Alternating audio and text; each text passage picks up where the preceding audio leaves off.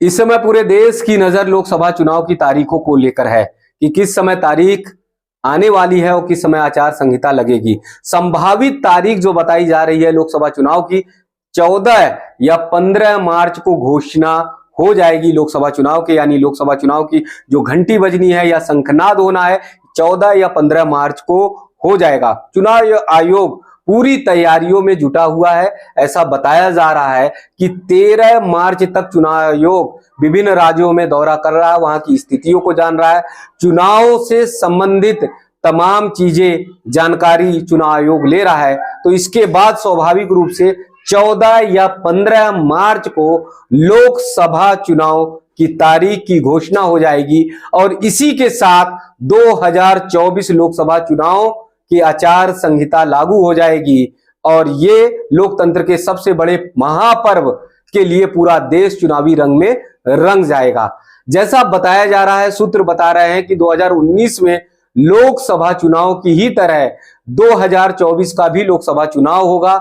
2019 में 7 चरणों में पूरे देश भर में लोकसभा चुनाव हुआ था, उसी तरह से 2024 में भी संभावना यही जताई जा रही है कि 7 चरणों में पूरा चुनाव हो।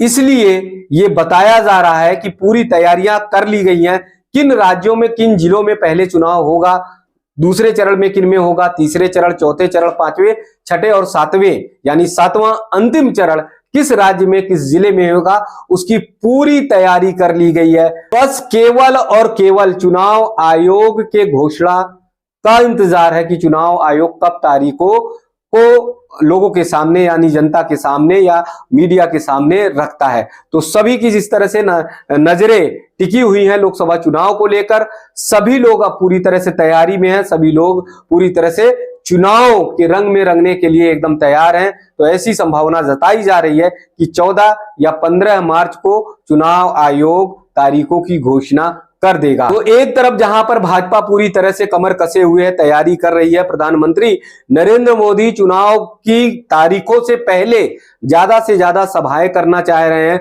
ज्यादा से ज्यादा लोगों से मिल रहे हैं, पूरे देश भर में वो दौरा कर रहे हैं। वहीं पर विपक्ष भी अपनी रणनीति बनाने के लिए पूरी तरह से कमर कसे हुए है। तो 2024 कौन आएगा, किसका रंग छाएगा, ये देखना बाकी है, लेकिन तारीख 14 या 15 मार्च हो सकती है जिस दिन चुनाव आयोग घोषणा कर दे।